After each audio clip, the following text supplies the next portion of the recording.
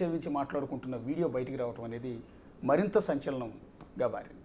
అసలు ఎందుకు కోటంరెడ్డిపై ఈ హత్య చేయాలని ప్లాన్ చేస్తూ ఉన్నారు? ఎవరికి అడ్డంకిగా ఉన్నారు?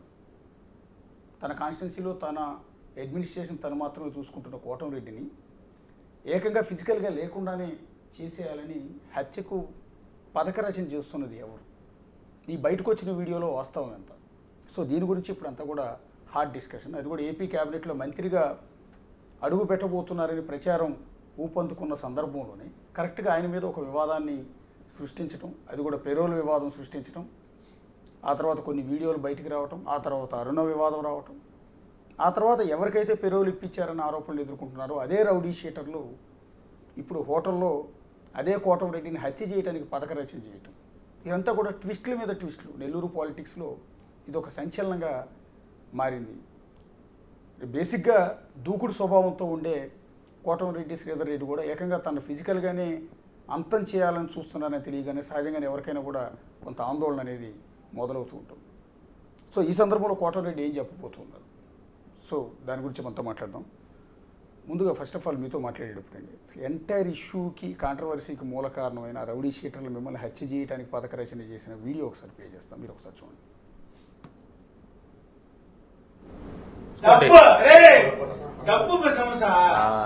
చూసుకోండి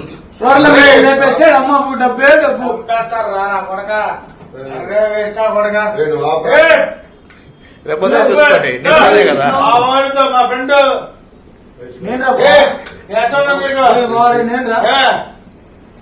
ఎన్ని స్టేషన్ రాలేదు, ఎన్నిసార్లు రాలేదు, ఎన్నిసార్లు పడలేదు నేను నీ కోసం.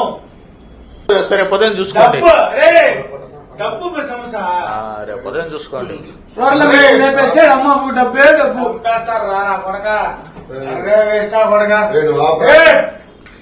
పొద్దున చూసుకోండి కదా మా ఫ్రెండ్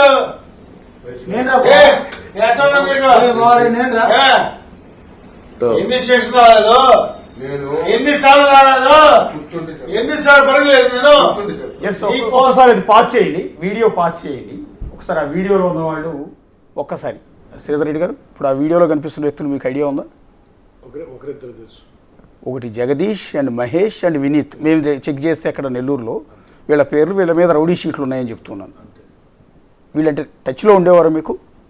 ఈ జగదీష్ అనే వ్యక్తి మొన్న ఎలక్షన్లో కూడా నాకు వ్యతిరేకంగా వైఎస్ఆర్ కాంగ్రెస్ పార్టీకి పనిచేశాడు. ఈ మహేష్ అనే వ్యక్తి నాకు వ్యతిరేకంగా వైఎస్ఆర్ కాంగ్రెస్ పార్టీ కోసం పనిచేశాడు మొన్న ఇటీవల ఎన్నికల్లో.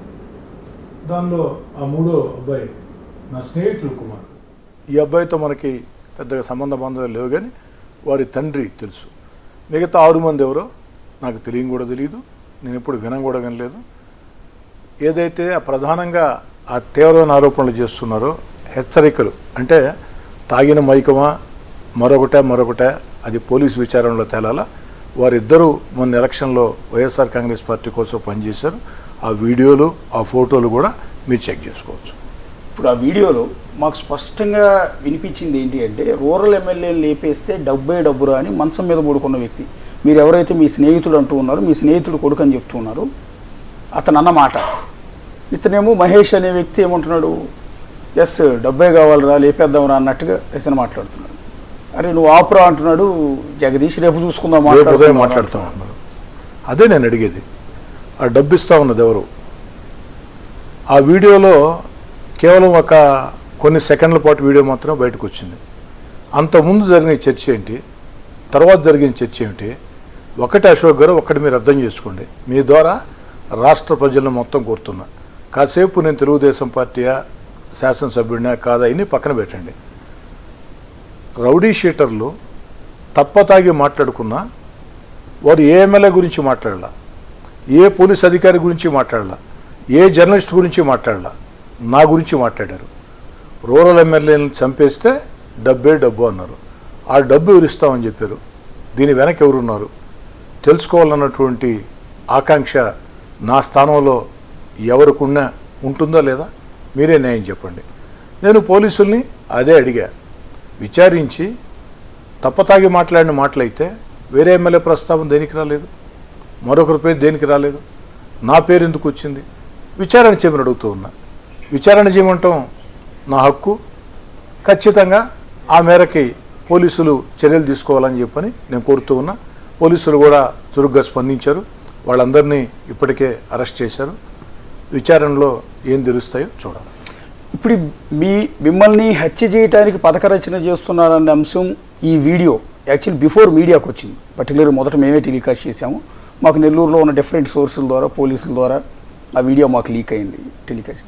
మీకు బిఫోర్ ఆ వీడియో అందిందా? బిఫోర్ చూసారా మీడియాలోనే చూసారా? మీడియాలో వచ్చిన తర్వాత ఒక మీడియా మిత్రుడు మొట్టమొదటిగా నాకు పెట్టాడు.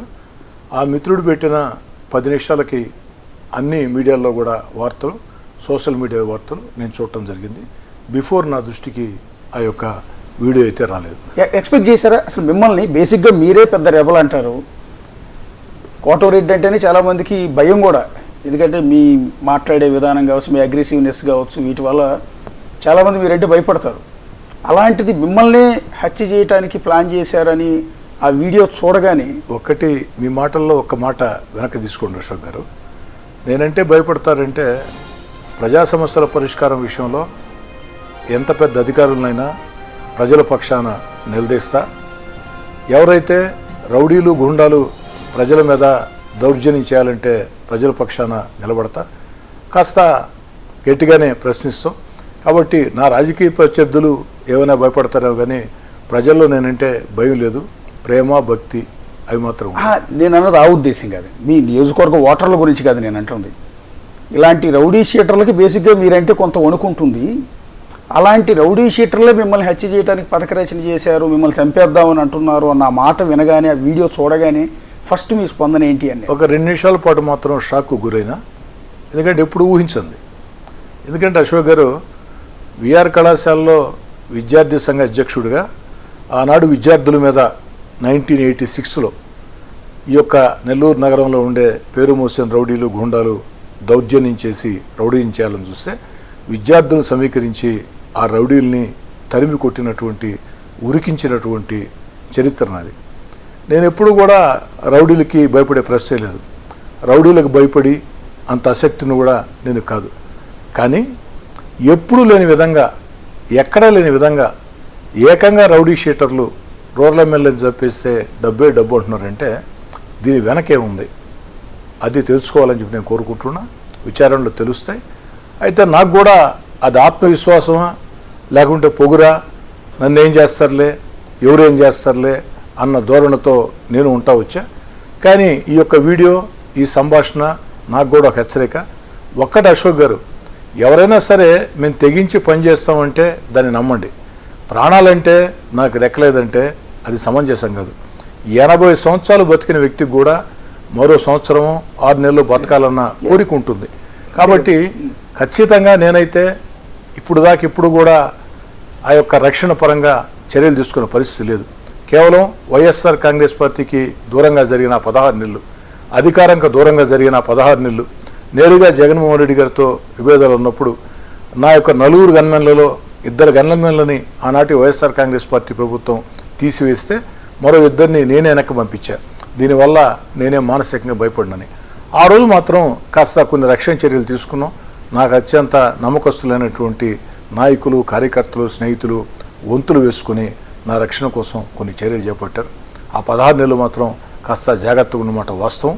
వైఎస్ఆర్ కాంగ్రెస్ పార్టీ దూరంగా జరిగిన తర్వాత అధికారంలో వేళ ఈరోజు దేవుడి దేవల్ల ప్రజల ఆశీస్సులతో చంద్రబాబు గారు ముఖ్యమంత్రి అయిన తర్వాత, నేను 3వ ఎమ్మెల్యేగా అయిన తర్వాత ఏ రోజు ఆ దిశగా ఆలోచన చేయాలా మొట్టమొదటిసారిగా ఆలోచన చేస్తున్నా. నేను కూడా నా యొక్క రక్షణ కోసం నా చర్యలు నేను తీసుకోవాలి.